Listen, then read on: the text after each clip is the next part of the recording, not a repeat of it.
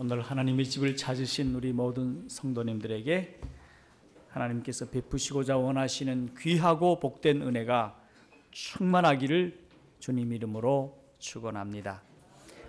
오늘은 우리 기도하셨던 장로님이 슬기로운 처녀와 같이 되기를 기도하였는데, 말씀의 제목은 슬기 있는 처녀가 됩시다 라는 제목으로 마태복음 25장 1절로 13절의 말씀을 다 함께 봉독하도록 하겠습니다.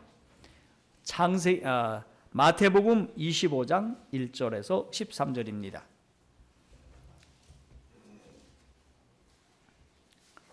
자, 제가 먼저 절을 여러분들께서는 짝수절들을 읽어주시기 바랍니다. 그때에 천국은 마치 등을 들고 신랑을 맞으러 나간 10 처녀와 같아 하리니,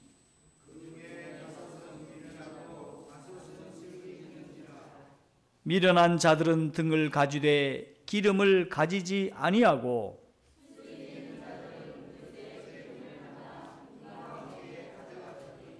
신랑이 더디옴으로 다 졸며 잘세.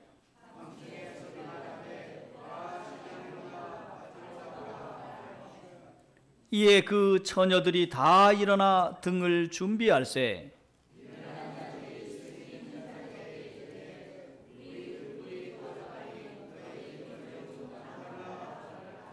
슬기 있는 자들이 대답하여 가로되 우리와 너희의 쓰기에 다 부족할까 하노니 차라리 파는 자들에게 가서 너희 쓸 것을 사라 하나.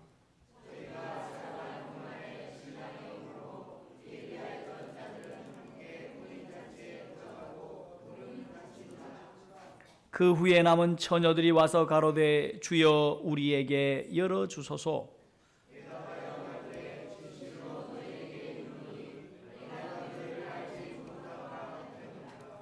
다 함께 13절 읽습니다. 시작.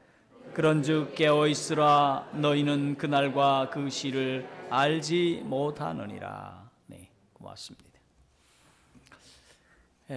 매 안식일마다 제가 여러분들에게 요청을 할 것입니다. 그것은 뭔가 하면 가능하면 앞자리로 오시라고 말씀을 드리려고 합니다. 그래서 제가 맨 앞자리에 앉습니다. 그러니 우리 장로님들은 바로 뒤에 앉으시고 가능하면 다 앞으로 오시기 바랍니다. 오늘은 제가 봐드리겠습니다. 그런데 다음 안식일에는 여러분들이 오시는지 안 오시는지 다 체크를 해가지고 저 바깥에 써붙이겠습니다. 누구는 앞으로 몇 발자국 더 와야 함, 이렇게 써붙이겠습니다. 여러분들이 앞자리에 오셔야 됩니다. 왜냐하면 우리 시편의 말씀을 보니 주께로 가까이 가는 자가 복이 있다고 말씀을 하셨습니다. 여러분, 하나님의 은혜와 축복을 받기를 원하셔서 이 자리에 오셨습니까? 아니면 시간이 좀 있어서 오셨습니까? 누구 따라 오셨습니까?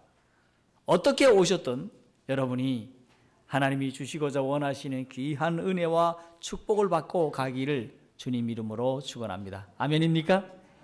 고맙습니다. 우리 몇 주 전에 우리 결혼식에, 특별한 결혼식에 갔다 왔는데 우리 두 부부가 오셨음을 환영합니다. 오늘 특별히 혼인잔치 얘기가 나오는데 환영합니다. 하나님께서 크게 복을 내려주시기를 바랍니다. 여러분, 결혼식은 매우 신나는 일입니다. 왜 그럴까요? 신혼부부의 행복이 기대가 되어서 좋고 또 풍성한 음식이 있어서 좋습니다. 그동안 보지 못했던 친척들과 친구들을 만나서 더욱 좋습니다.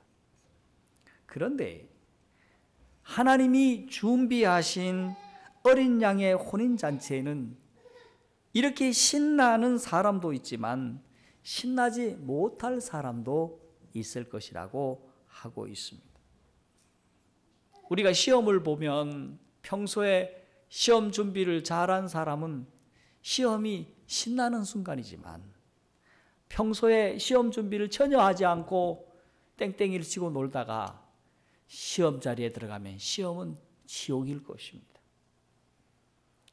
여러분, 대쟁투 역사에서도 마찬가지일 것입니다. 우리 주님이 이 땅에 다시 오시겠다고 하는 재림 준비를 평소에 잘하는 사람에게는 슬기로운 다섯 처녀에 속하게 되어서 그날이 신나고 즐거운 날이 될 줄로 믿습니다. 왜냐하면 그날에 하나님의 칭찬과 하늘의 놀라운 상을 받게 될 것이기 때문에 그렇습니다. 그러므로 여러분 모두 다 함께 평소에 우리 주님 오심을 미리미리 잘 준비하시는 모두가 되기를 주님 이름으로 간절히 축원합니다. 여러분 감사하게도 우리 예수님이 야 하고 내가 언제 예수님이 그냥 하루아침에 이렇게 오는 것이 아니라 항상 모든 말씀을 다 말씀을 하시고 그 말씀을 따라 이 땅에 오시기 때문에 준비하는 자는 늘 찬스가 있다고 하는 사실입니다. 선생님들이 학교에서 시험 문제를 낼 때는 어떻게 냅니까? 시험 문제는 그냥 모르는 문제를 결코 내지 않습니다. 학생들에게 다 가르쳐주고, 요즘은 모르겠어요. 뭐 학원에서 요즘 가야 뭐 시험 문제를 안다 그런 얘기를 합니다만, 저희가 공부할 때만 해도 선생님이 시험 문제를 다 평소에 가르쳐 줍니다. 그런데 관심을 갖고 귀를 기울이고 그 가르침을 잘 마음속에 기억한다면 언제든지 좋은 점수를 받을 수 있다고 하는 사실입니다. 오늘 이 마태복음 25장의 말씀의 배경은 어떠한 배경 속에 말씀을 하셨을까요? 예수님께서 감람산에 올라가서 제자들과 함께 있을 때였습니다. 그런데 해가 뉘엿뉘엿 지고 있는 그 무렵에 저 아래 한 집에서 많은 사람들이 모여서 왁자지껄하고 이야기를 하고 있는 소리들이 들렸습니다. 그것에 보니까 많은 사람들이 꾸역꾸역 몰려오는 것입니다. 보니까 그냥 옷을 입고 오는 평상시 옷과 같지 않고 다 차려입고 오는 것이었습니다. 지금 뭐 하고 있습니까? 한쪽에서는 음식 준비를 하고 한쪽에서는 음식을 나르고 사람들이 막 몰려오고 있는데 그 모습은 바로 결혼 예식을 위하여 준비하고 있는 모습이었습니다. 제가 에집트에 갔더니 결혼식이 저녁에 치루어졌는데 그 중동 지방에서는 대부분의 결혼식은 이렇게 저녁에 치루어지고 있는 모습을 보게 되는 것입니다. 신랑이 먼저 신부 집에 가서 신부를 데리고 그리고 신랑 집에 가서 그곳에서 피로연을 열게 되는 것입니다. 그런데 오늘 여기 보니까 몇 명의 신부가 있었고 그들의 손에는 무엇이 들려있다고 말씀하고 있습니까? 여기 보니 몇 처녀가 있어요? 25장 1절에 10처녀가 있었다. 그런데 거기에는 두 종류의 처녀가 있었다. 한 처녀는 어떤 처녀? 미련한 처녀. 또 한 처녀는 어떤 처녀라고 말씀하고 있습니까? 슬기 있는 처녀. 그런데 이 미련한 처녀이든 또 슬기 있는 처녀이든 공통적으로 무엇에 빠져 있었다고 말씀하고 있습니까? 여기 5절에 보니까 신랑이 무엇함으로? 더디옴으로 뭐 하였다? 졸며 자고 있었다. 그렇게 말씀하고 있습니다. 왜 졸며 잤을까? 가끔씩 제가 다른 분이 설교할 때 제가 졸더라고요. 졸지 말아야 되는데 막 하는데도 졸음이 오더라고. 여러분들 가끔씩 제가 설교할 때 우리 도병원 장로님 가끔씩 조시는데 이해가 됩니다. 그런데 특별히 이 예수님의 재림하시는 그날에는 졸아서는 안 되겠다는 생각을 갖습니다. 그렇습니까? 그래요. 졸며서 잤다고 말씀하고 있습니다. 왜 졸며 잤을까? 여러분 실물교훈 405쪽에서는 피곤하여서 잠이 들었다고 말씀하고 있습니다. 여러분, 우리의 삶이 팍팍하고 피곤합니다. 이러한 일, 저러한 일, 이런 걱정, 저런 걱정 때문에 우리가 마음이 쓰이고 피곤합니다. 그렇습니까? 그렇습니다. 피곤할 수밖에 없어요. 그런데 오늘 여기에 이와 같은 상황 속에 갑자기 피곤한 가운데 있는 그들을 향해서 신랑이라 맞으러 나오라는 소리가 들렸습니다. 그런데 그 때를 언제라고 말씀하고 있습니까? 여기 6절에 보니 밤중에 소리가 나되 보라 신랑이로다 맞으러 나오라 하였다고 말씀하고 있습니다. 밤중에, 영어로서 midnight라고 말씀하고 있습니다. 이걸 가지고 midnight cry, 밤중 소리라고 이야기를 합니다. 밤중에 소리가 났어요. 밤중에 소리. 자, 이 말은 무슨 의미를 갖고 있을까요? 여러분, 여기 말씀을 보니까 신랑이 더디 옴으로, 언제까지 더디 왔습니까? 원래 신랑은 언제쯤 와야 됩니까? 해가 지고 밤이 딱 될 쯤 그때 딱 도착을 해야 되는데, 요즘 말할 것 같으면 6시나 한 7시 사이면 도착을 해야 되는데 언제 왔다고 얘기하고 있습니까? 밤중이에요. 밤중은 언제를 말하고 있습니까? 12시부터 1시, 2시 이 사이를 말하고 있는 것입니다. 그럴 때까지 신랑이 오지 않았습니다. 그러니 기다리다가 못해 이 신부가 피곤하고 결혼식 준비하느라 뭐 이런 마음 쓰고 저런 마음 쓰고 이 생각 저 생각 하다가 너무 피곤해가지고 그만 졸다가 뭐 했습니까? 잤어요. 근데 다 함께 어땠더라? 다 똑같이 그러했더라고 말씀을 하고 있는 것입니다. 그런데 갑자기 밤중이 되었습니다. 신랑이니 맞으러 나오라고 큰 소리의 외침이 울려 나오는 것입니다. 그때 여기 7절에 보니 그 처녀들이 다 일어나 등을 준비할세, 거기 등을 들고 나갔습니다. 그런데 여기 8절과 9절에는 미련한 처녀와 슬기 있는 처녀의 차이를 말씀하고 있는데, 그 차이가 무엇이라고 말씀하고 있습니까? 여기 슬기 있는 자들은 뭐 했습니까? 이 미련한 자들은 어땠습니까? 기름이 부족하니 슬기 있는 처녀들에게 기름 좀 달라고 말씀하고 있어요. 기름을 다와. 전화기는 반드시 꺼놓으시든지 진동을 해놓으라 그랬죠. 잘 그렇게 들으시기를 바랍니다.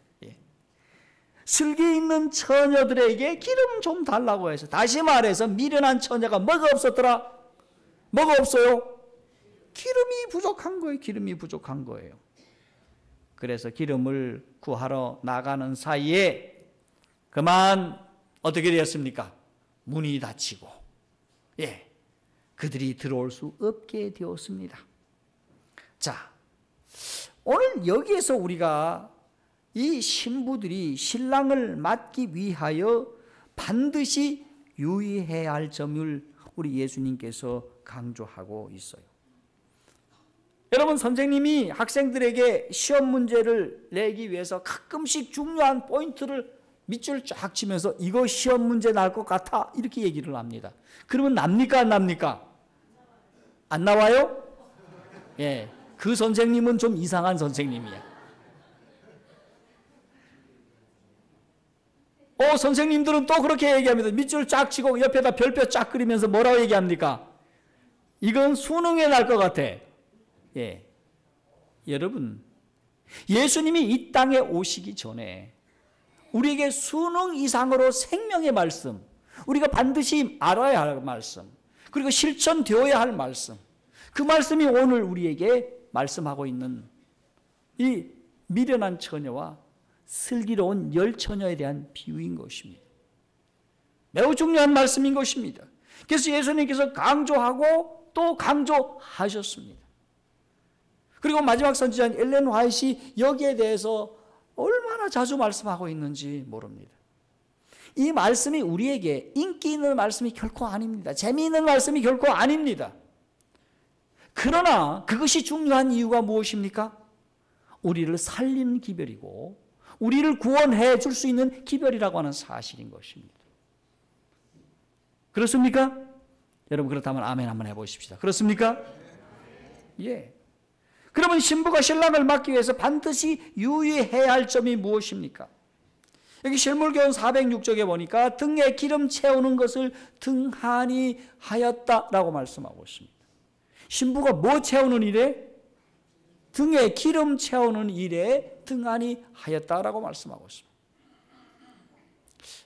여러분 며칠 전입니까? 몇 주 전에 교황 우리 베네딕토 16세입니까? 17세입니까? 그분이 사임을 했습니다.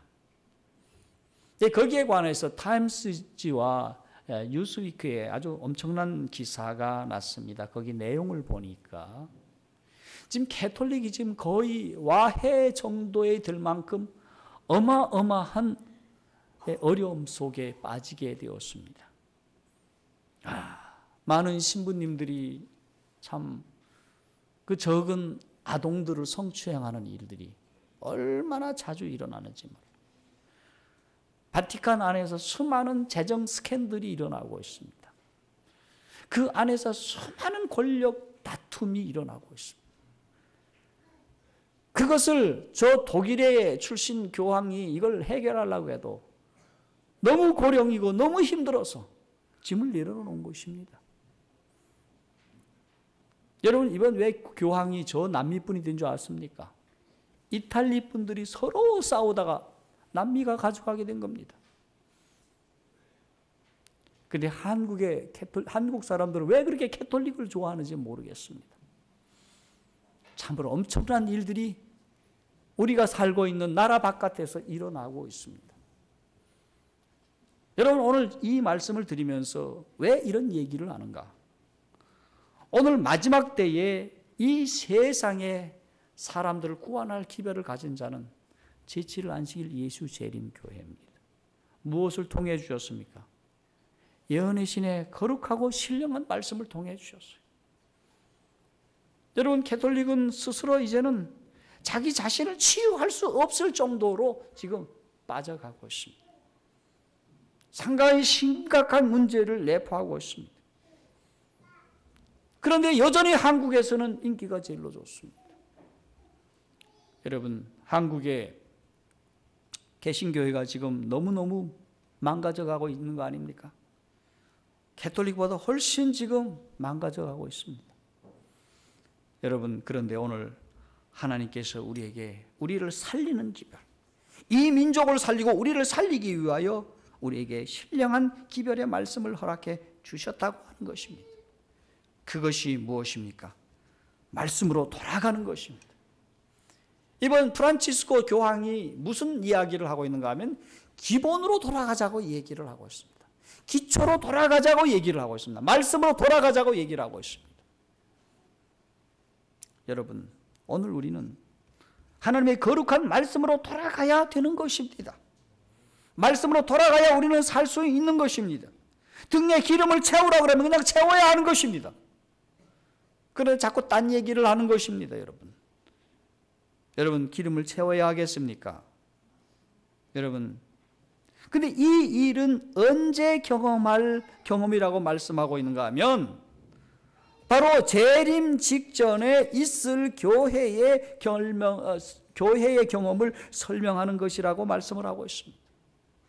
그런데 여기 보니까 이 처녀들은 두 처녀로 나누는데 오늘 우리가 슬기 있는 처녀가 되든지 슬기롭지 못한 처녀가 되든지 한 무리에 여러분들이 반드시 선택해야 한다는 것입니다. 여러분 등불과 기름은 무엇을 가르치고 있습니까? 여러분 등불은 하나님의 말씀이라고 말씀하고 있습니다. 시편 119편 105절에 주의 말씀은 내 발의 등이요 내 길의 빛이니이다 라고 말씀하시면서 등이 바로 무엇이라? 하나님의 말씀이라 라고 말씀하고 있습니다. 그러므로 하나님의 자녀들이 등을 가졌다고 하는 의미는 하나님의 말씀을 가졌다고 하는 것입니다. 하나님의 말씀을 안다고 하는 것입니다. 여러분 오늘 우리는 성경을 다 갖고 있습니다. 심지어는 불교 사람들도, 스님도 성경을 갖고 있어요. 이 성경을 가졌다라고 해가지고 성경이 내 것이라고 말할 수는 없습니다. 성경을 가진 자는 누굽니까? 성경을 아는 사람을 말하고 있습니다. 성경을 연구하여 성경 말씀을 내 것으로 만든 사람을 말씀하고 있다고 하는 것입니다. 호세아 선지자는 말씀하기를 내 백성이 지식이 없어서 망한다라고 말씀하고 있습니다. 그 지식은 무슨 지식입니까? 하나님의 말씀인 것입니다. 여러분, 우리가 하나님의 말씀을 알아야 됩니다. 알지 못하면 우리는 멸망받을 수밖에 없습니다. 알 때 피상적으로서 알아서는 안 됩니다. 어떻게 알아야 됩니까? 구체적으로 알아야 됩니다. 충분히 알아야 됩니다. 그리고 그 말씀을 나의 삶에 적용시켜서 경험하면서 알아야 됩니다. 그 밖에 아는 것은 내 것이 아닙니다. 그 밖에 아는 것은 그것은 내가 가지고 있다고 말할 수 없는 것입니다. 그러므로 우리 다 함께 하나님의 말씀을 우리 삶에 적용하여 말씀이 우리를 이끌어가므로 진정한 등불을 갖게 되기를 바랍니다. 다음으로 기름은 성령을 표상한다라고 말씀하고 있는데, 스가랴 4장 1절로부터 14절의 말씀을 보면 여기에 대하여 기름이 나오고 등이 나오는데, 이 등과 기름에 대해서 아주 참 재미있는 말씀을 예언의 신의 실물교훈 408쪽에 말씀하고 있어요. 그런데 여기에 두 감람나무에서 금 같은 기름이 흘러나와서 금관을 통해서 등대의 기름통으로 들어간다라고 말씀을 하고 있습니다. 말씀이 길어서 제가 읽지는 않겠습니다. 거기서부터 성전에 빛을 비춰주는 금 등잔으로 들어가게 되었다라고 말씀을 했어요. 자, 이와 같이 하나님 앞에 서 있는 거룩한 이 기름이, 이것이 누구에게로 들어가는가? 여러분, 기름을 갖는다고 하는 의미는 실물교훈 408쪽의 말씀을 보니 이 성령은 당신의 사업에 헌신하는 사람들에게 나누어진다라고 말씀하고 있어요. 어떤 사람에게 나누어진다고요? 하나님의 사업에 어떠한 사람에게? 헌신하는 사람들에게 나누어진다고 말씀하고 있습니다. 여러분, 기름을 가져야 됩니까? 그러면 어떤 사람들이 기름을 얻을 수 있겠습니까? 여러분, 하나님의 사업에 헌신하시기를 바랍니다. 그러한 사람에게 나누어진다. 기름 부음을 받은 두 사람의 사명은 하나님의 백성에게 하늘로부터 온 은혜를 나눠주는 것인데, 이 천혜만이 주의 말씀이 우리 발에 등이 되고 우리 길에 빛이 되게 할 수 있다. 힘으로도 되지 아니하고 능으로도 되지 아니하고 오직 나의 신으로 되느니라. 여러분, 오늘 우리 모두 이와 같은 기름을 소유하게 되기를 바랍니다. 여러분, 성령이 결핍된다면 어떻게 될까? 거룩하신 성령이 결핍된다면 어떻게 될까? 여러분, 성령이 결핍된다면 우리의 품성에 변화가 없다고 하는 것입니다.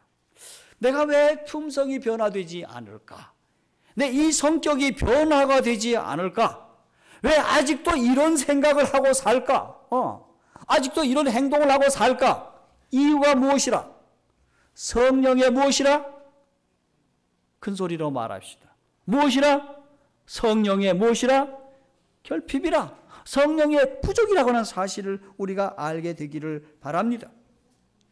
그리고 진리와 오류를 분간하지 못합니다. 이런 사람은 교묘한 사단의 시험과 술책에 빠질 수밖에 없다고 하는 사실입니다.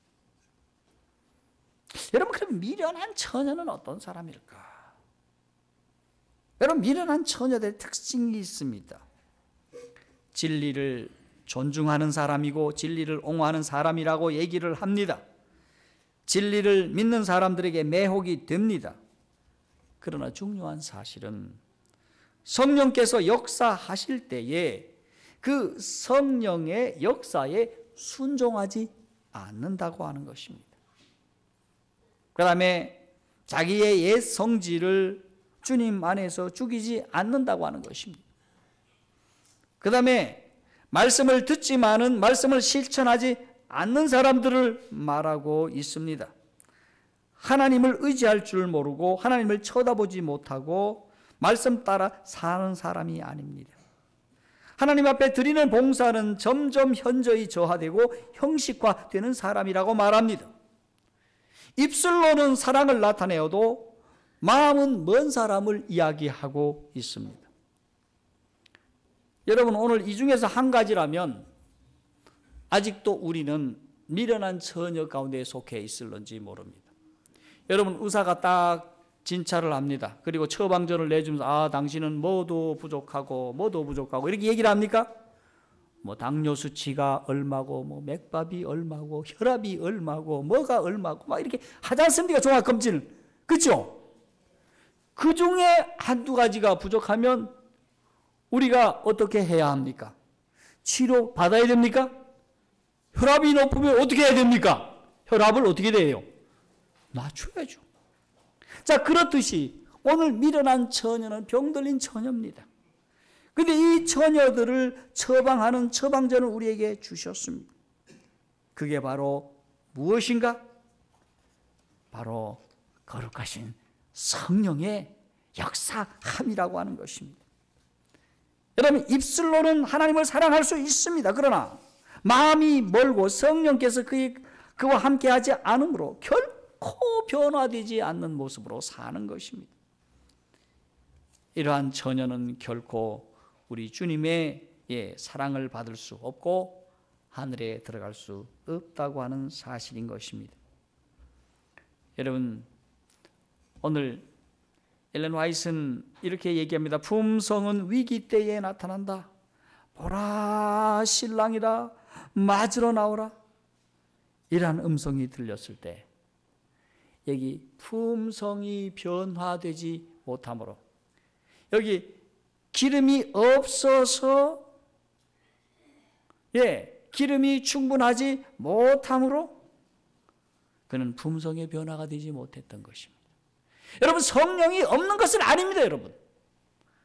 여러분, 이 미련한 처녀이든 슬기 있는 처녀이든 다 성령께서 그에게 주어졌습니다. 그런데 그 성령을 받아들이지 못함으로 성령의 결핍이 온 것이고, 그 성령을 모시지 못함으로 그의 품성이 변화되지 못하였고, 성령을 받아들이지 아니함으로 그의 삶은 죄악 가운데 빠져 있었고 결국 하늘에 들어갈 수 없는 사람이 된 것입니다.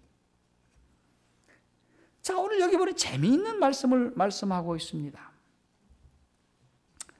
자, 여기 12절에 대답하여 가로되 진실로 너희에게 이르노니 내가 너희를 알지 못하느니라 하였느니라. 그렇게 말씀하고 있어요. 자, 이 말씀은 인간이 귀에 들린 모든 말 가운데서 가장 슬픈 말이라 그렇게 얘기를 하고 있습니다. 여러분, 이런 슬픈 얘기를 듣기를 원하십니까? 칭찬 듣기를 원하십니까? 여러분 모두 칭찬 듣게 되기를 주님 이름으로 축원합니다.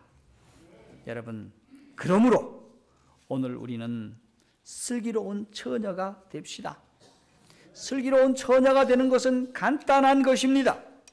무엇입니까? 거룩하신 성령님을 우리가 구하는 것입니다. 성령께서 오셔서 밝은 빛을 달라고 기도를 하셔야 됩니다. 그래서 성령은 빛이라고 얘기합니다.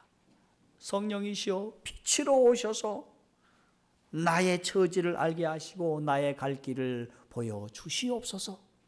그렇게 기도하시기를 바랍니다. 성령은 비로 오셔야 합니다. 우리의 신앙에 싹이 트고 결실하도록 비가 되셔서 오도록 기도를 해야 됩니다. 또 성령은 어떤 모습입니까? 물이십니다. 오셔서 우리의 죄를 깨끗이 씻어달라고 기도를 하여야 하겠습니다. 성령님 기름으로 오시라고 기도하시기 바랍니다. 기름은 상처를 아물게 하고 사람을 거룩하게 구별하게 하는 것입니다. 그 다음에 성령은 불이라고 말씀하고 있습니다. 여러분, 불로 오셔서 우리 속에 있는 더러운 찌기를 다 태우기를 기도하시기를 바랍니다. 그 다음에 성령은 비둘기로 오셔야만 합니다. 그분이 오셔서 우리를 평화롭게 하시고 우리를 안정된 믿음의 길로 인도해 주실 수 있기 때문입니다.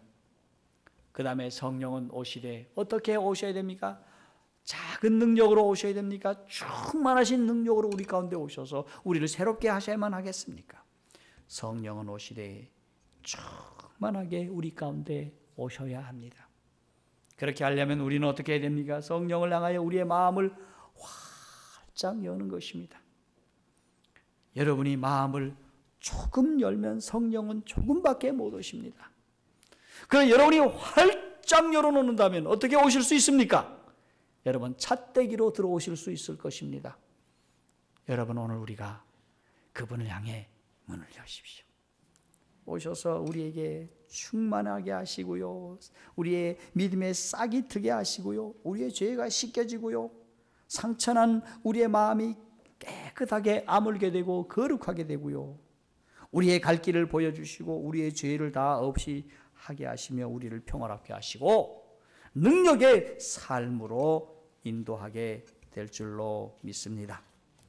여러분, 그리함으로 거룩하신 성령님을 매일같이 사모하시고 그분을 받아들이기를 즐거하시고 그분을 구하시고 그분의 말씀을 따라 살아가시는 우리 모두가 되기를 바랍니다.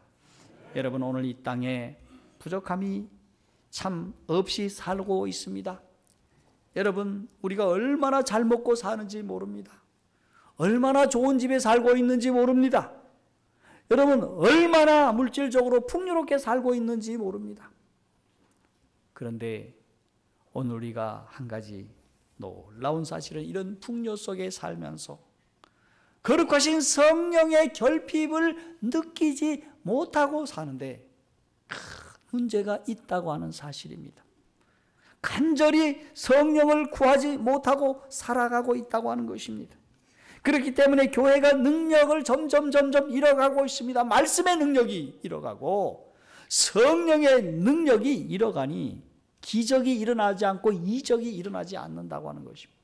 오히려 엉뚱한 이단이 이설이 판을 치고 있는 것이 아닙니까?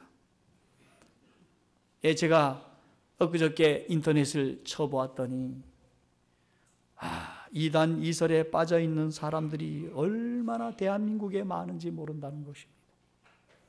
쫓아갔더니 돈 달라 그러고 재물 달라 그러고 내 몸도 달라 그러고 내 자식도 달라 그러고 이런 거짓 선지자들이 여기에서도 있고 저기에서도 있고 한국에 예수라고 하는 사람이 100명이 넘고요, 하나님이라고 하는 사람도 많다는 겁니다.